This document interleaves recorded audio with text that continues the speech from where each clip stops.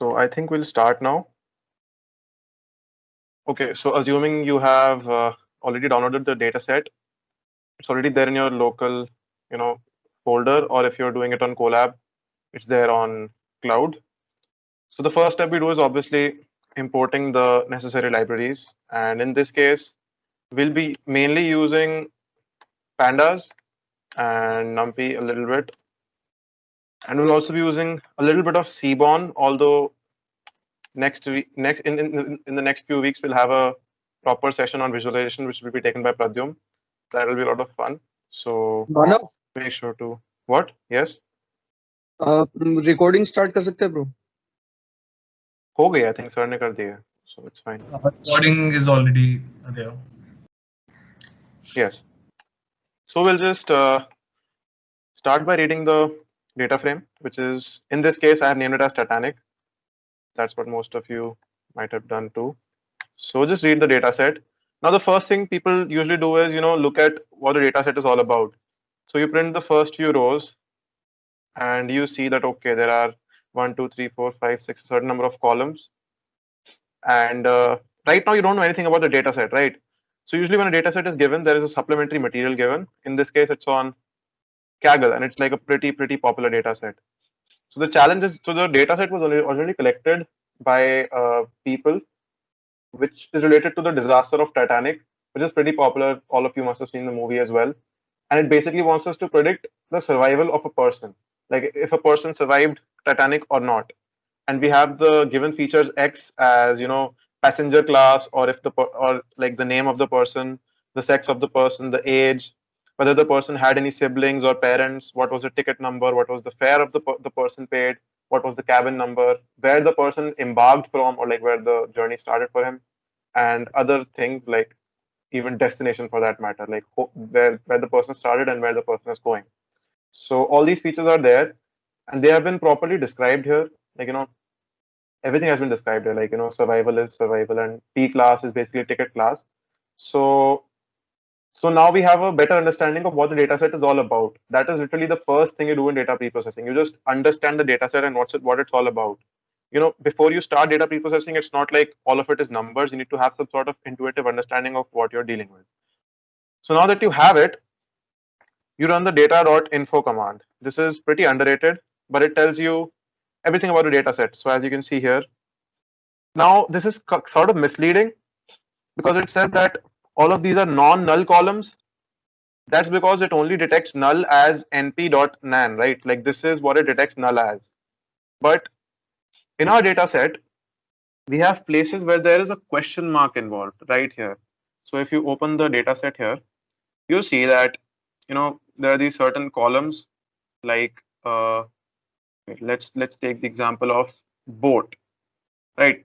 Do you see these question marks? These question marks here. Now these are not detected by df.info because they're not nan values. They're probably strings disguised as question marks. But what the dataset wants to say to us is that these are missing values.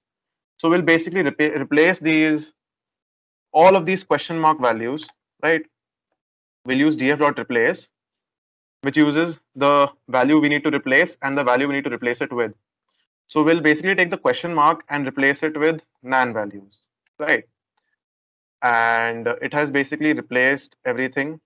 And we will just do in place equals true, so that the change is permanent.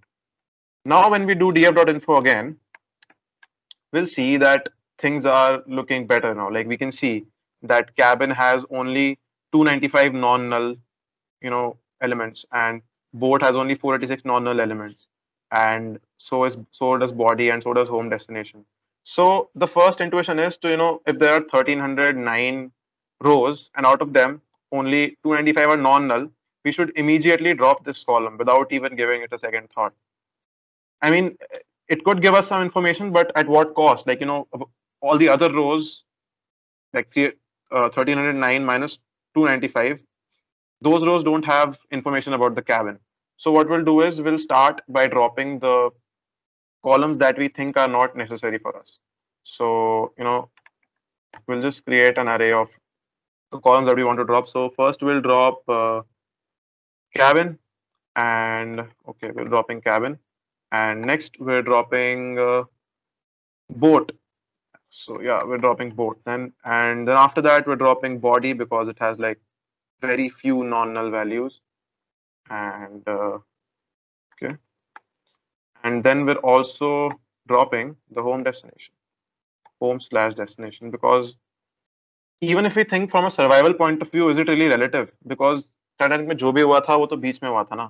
Iceberg तो like it came in the middle of nowhere. It doesn't matter where you started or where you're ending. You're on the boat. As long as you're on the boat, you are a part of the data set and you will either die or survive. So now we'll use a for loop. We'll use df.drop to drop the columns, and I will return us the column names, right?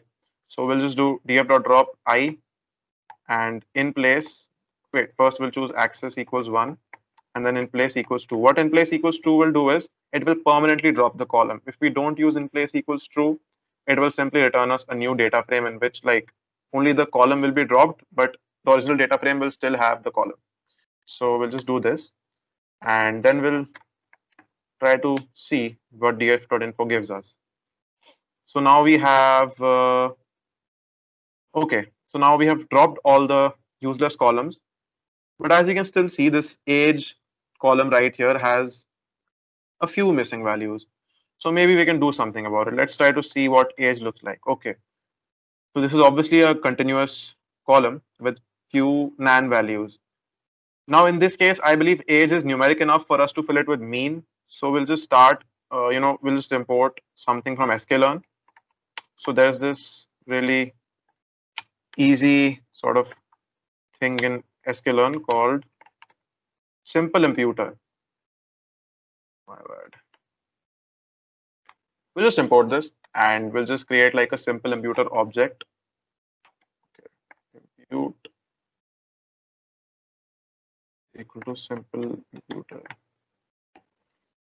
What does it tell us? It tells us that we need to specify the missing values which are present as nan in this case. The strategy we want to fill them with. There will obviously be other options for strategies as well. You can fill them with mean, median, or most frequent, like the thing that occurs most frequently in the column. It will be filled with that value, or constant. Like with a certain. It will fill every nan value with a constant value. So in this case, we will use the missing values by default are nan, so we don't need to touch that. Strategy by default is mean, so we don't need to touch that. So we'll just initialize the object. Then we'll use df.age and change it to, and by the way, this uses fit transform, which basically fits to the column and transforms it at the same time. We could individually like do them separately. We could first fit to the column and then transform it, but instead we will simply use fit transform here. So we'll just pass this column. Now this will throw an error because simple imputer expects us to pass a 2D array. So what we'll do is that we'll basically take the values of this, and we'll reshape them as -1, 1. This sort of forcefully makes it a 2D column so that fit transform accepts it. If anyone has any doubt, they can ask. Otherwise, I'll move on. So, okay. Yeah, what exactly does simple imputer do? Could you repeat that? Yeah. So, as you can see, the age column has a few missing values, right? Like nan values. You can see it in like here also. Wait, in fact, I'll like sort of, you know what? I'll do something cool here. I'll try to plot a heat map. You can actually see where the missing values are present. Okay, no, this will work. Oh, this sort of backfired because like there are a very few missing values, so it doesn't show color. Wait, I'll just. Okay.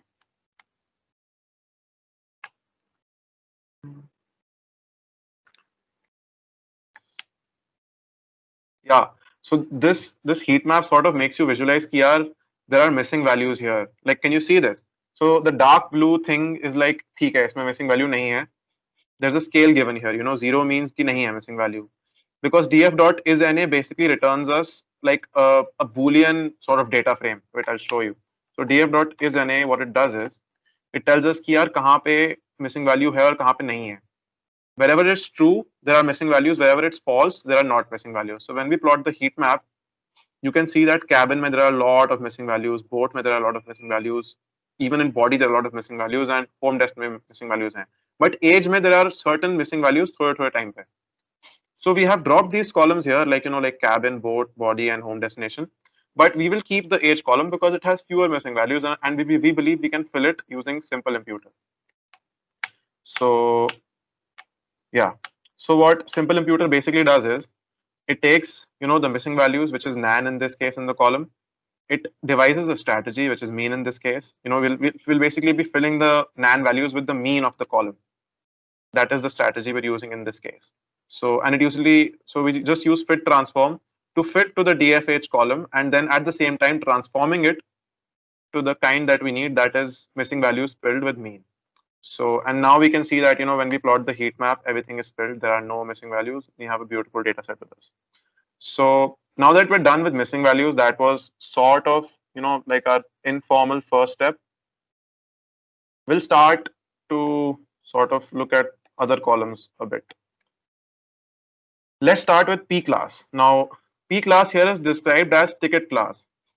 So I wonder what kind of classes there could be, or the number of classes there are. So we'll just take this P class column and use this really nifty function called value counts from pandas. It's extremely underrated, but it gives us that okay, there are 3 classes here, 1, 2, and 3, and the count of each class, like there are 709 instances of the third class, or the 277 instances of the second class. And by the way, this class is sort of hierarchical, like in the train you have first class, second class, third class. So as you can see, first class mein there are fewer people than the third class, which is like, I'm assuming, for poor people.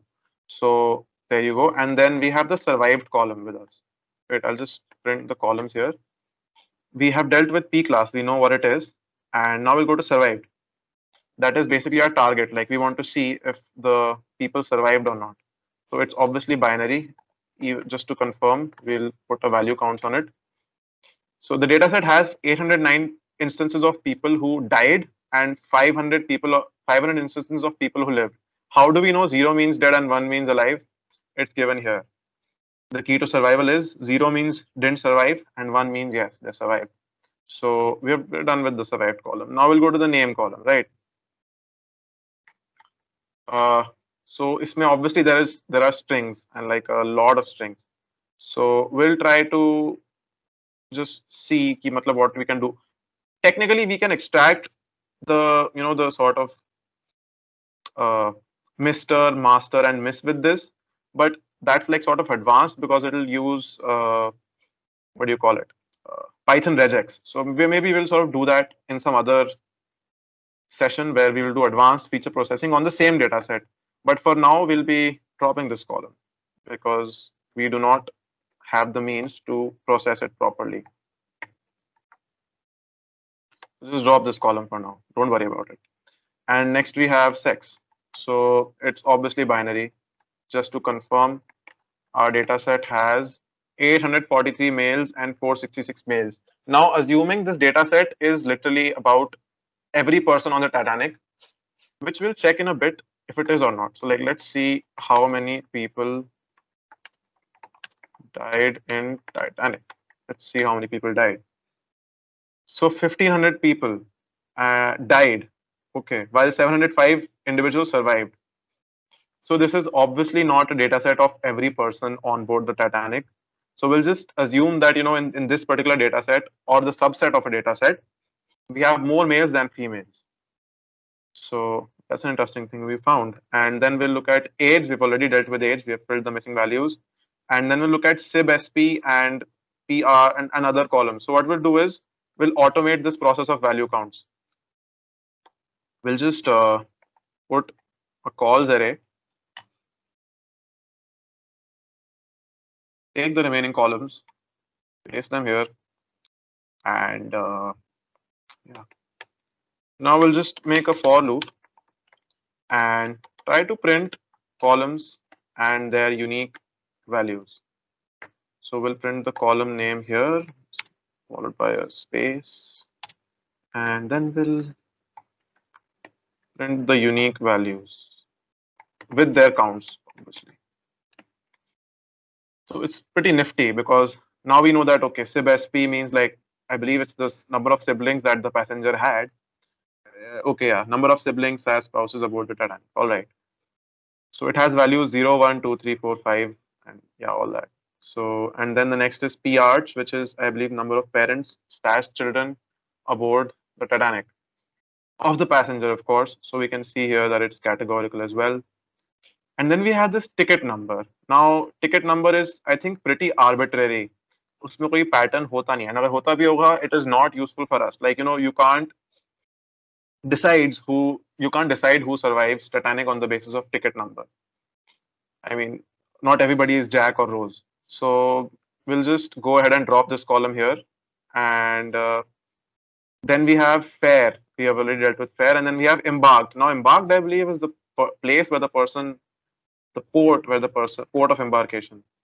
So we have three options here like C, Q, and S, which stand for various ports, port names, which I will not pronounce. And so yeah, so we were supposed to drop the ticket column, right? Let's drop the ticket column.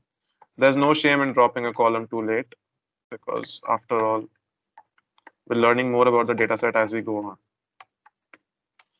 So we've dropped the ticket column. Now we'll just do df.info again, just for the sake of it. There is, I don't know why, there's like one or two null objects still there.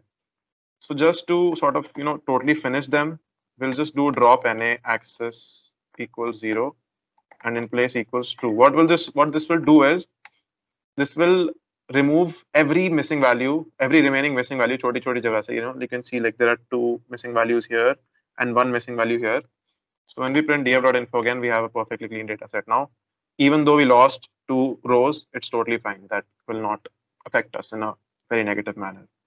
So now we'll start to convert columns in such a way that they're useful to the machine learning algorithm. Like even a tree-based algorithm can't exactly, use strings, so to speak. And so passenger class is already an int 64, which means it's like an int. And as we saw here, it was already categorical. So I think we don't need to take care of it. That is already taken care of. And so is survived because it's binary. We'll look at sex. So it's like, male or female, and I believe it's in a string form. So we will import label encoder from sklearn.preprocessing. What? Nice.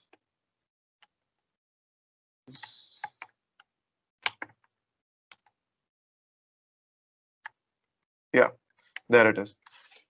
So now we have this sex column that we need to take care of. We also need to take care of fare and embarked. Now fare here ideally should be an integer column, right? Because fare is like in dollars or like it's basically a unit of currency. So what we'll do is we'll look at fare and we'll convert it to integers. What we'll do is df.fare as type, which like changes basically the data type of it. And I believe fare is not discrete.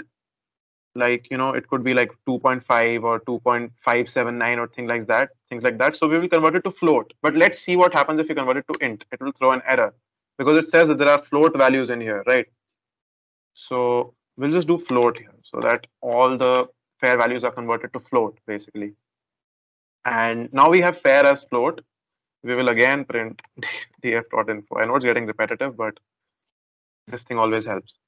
So now we have sex and embarked as categorical columns.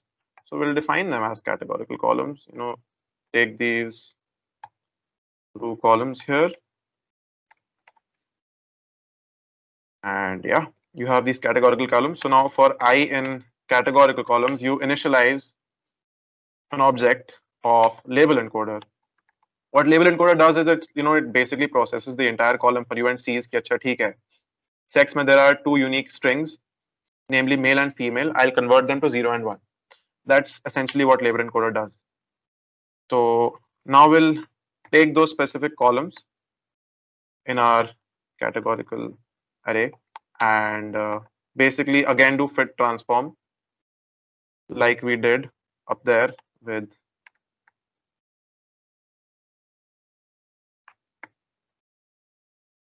yeah. So now we will try to print the data set, and we will have a beautifully clean thing here where everything is, categorical variables are categorical, and numerical variables are have missing values filled, and everything is perfect. But now in this case, a lot of the times in labs we have learned that we need to normalize certain columns slash standardize them. Now that is usually because data loves normal distribution. That is something that you must have learned in statistics as well. And usually the normalization is required mostly, or like it's good to have things on a similar scale when we're dealing with algorithms like logistic or linear regression, because inherently they use distance as a metric. If you think about it, the best fit line sort of still uses something as trivial as Euclidean distance, not Euclidean distance in particular, but yeah, something like that. So distance is involved, and where distance is involved, scale is involved. So we need to have or make sure that every numerical column is on the same scale. That's why we standardize or normalize those columns. Now we'll be using decision trees, so we don't need to normalize them, but just to show you, just like convenient way of normalizing would be to sort of use min max scalar. So okay, so we'll use from sklearn dot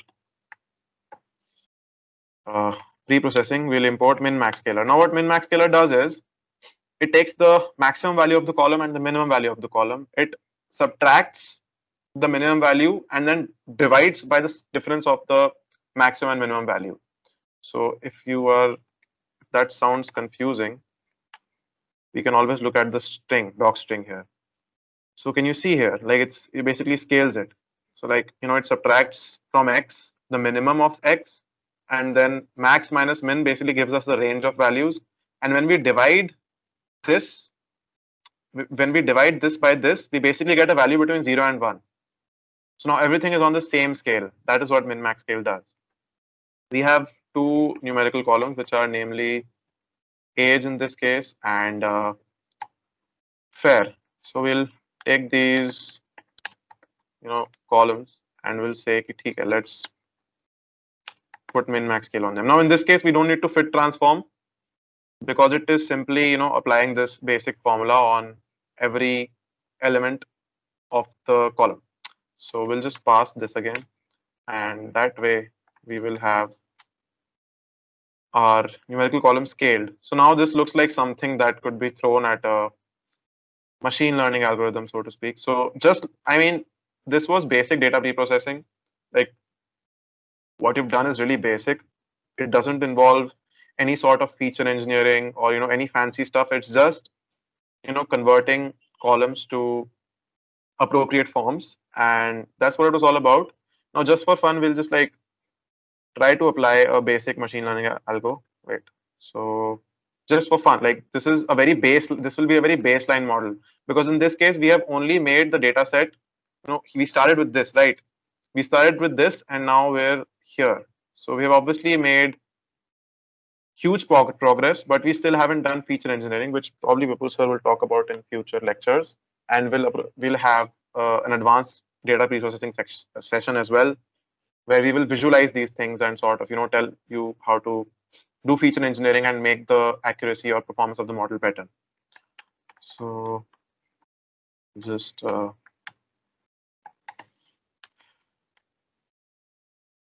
we'll just import train test split here, and when you like press shift tab, the doc string will already give you the default format to sort of do it. This saves a lot of time. So we'll just do train test split quickly. We'll take 20% of it as test. Let me make it 0.2, and rest of them will remain the same. In X, we will put all the feature columns of this data frame, which is basically every column except for survived, right? Because we need to predict whether the passenger survived or not.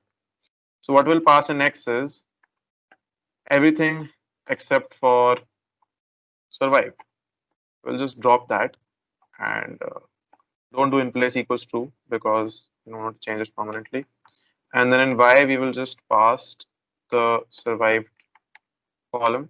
So we have now done train test split, which was pretty fast, just one line. And now we'll basically try to import, uh, let's try to import trees. Let's try to import a decision tree here. So we'll basically initialize the model of the decision tree.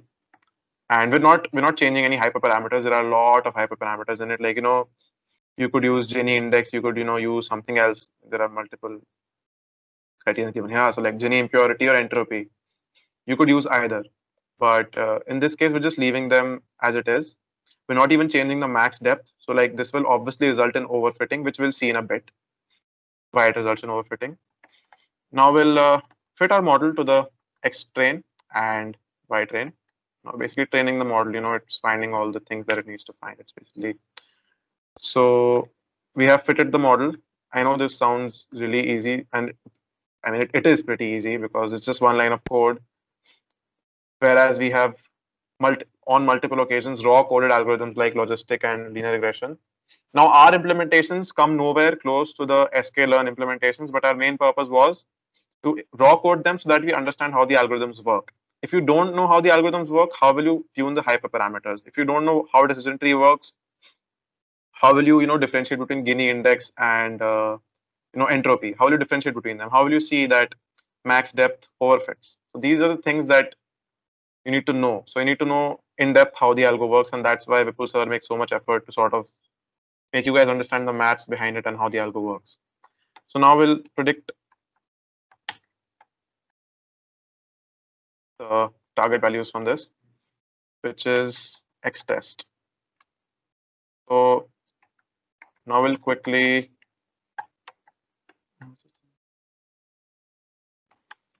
see how our model performed.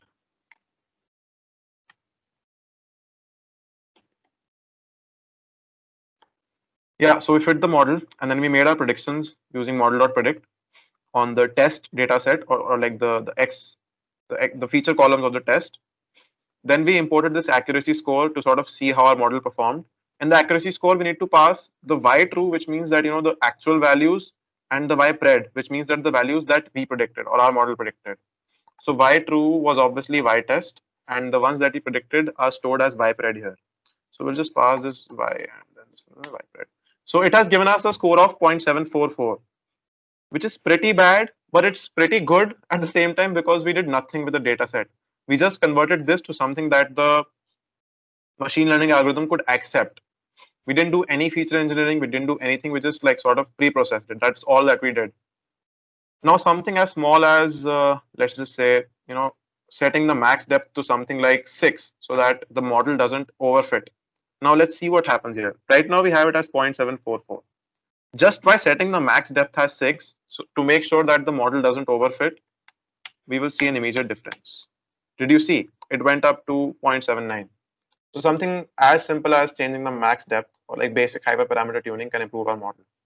But even after this, we'll sort of, get to a plateau where the model will stop improving, and then we'll realize that we need to do more with these features. And that is what we'll be covering in our future sessions, which is feature engineering. How can we sort of extract more information ourselves from these features instead of the machine learning algo doing it for us. Now, deep learning algos are really good at extracting the feature themselves, like CNN, for example, but ML algos not so much. We need to sort of hand engineer these features to get more information about data. And I think that's all for today's session, a very basic data preprocessing session without any visualization.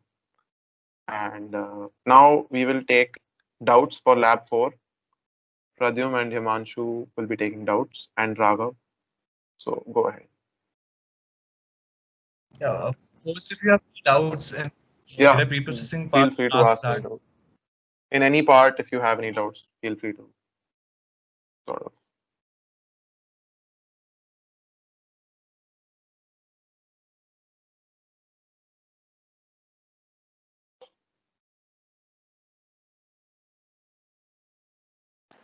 Please explain that overfit thing again. वो वाला dataset overfit क्यों कर रहा है? Change करने से क्यों difference आ गया? Yes, I'll. Steps. Yeah, that's a good question. I'll just explain it. So, like, okay, so first we'll initialize the model ऐसे ही, मतलब बिना without changing any hyperparameters. What we'll do is we'll do decision tree ऐसे ही randomly.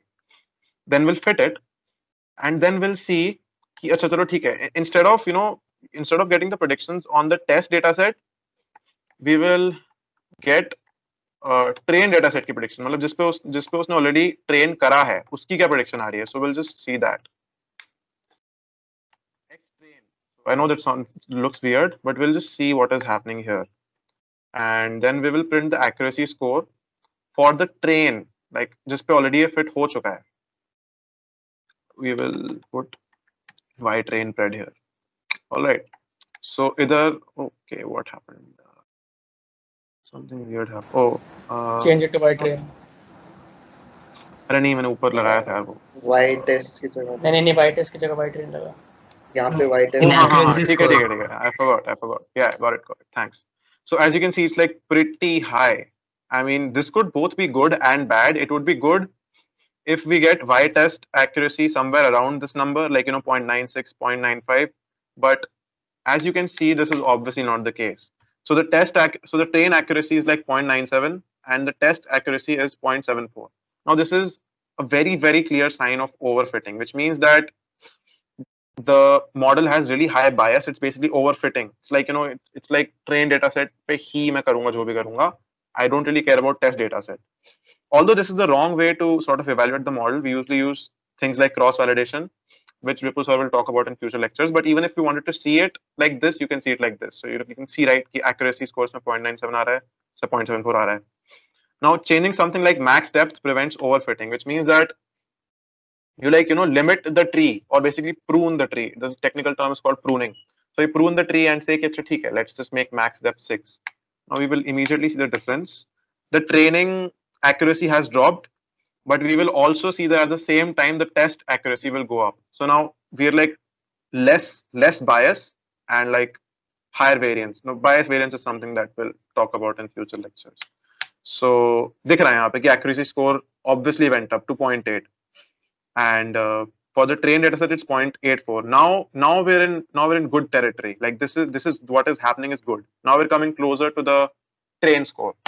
So that's why we do hyperparameter tuning to sort of prevent overfitting and find this perfect balance between bias and variance, which is called bias variance trade-off. So does that answer your question? Yeah. Yeah.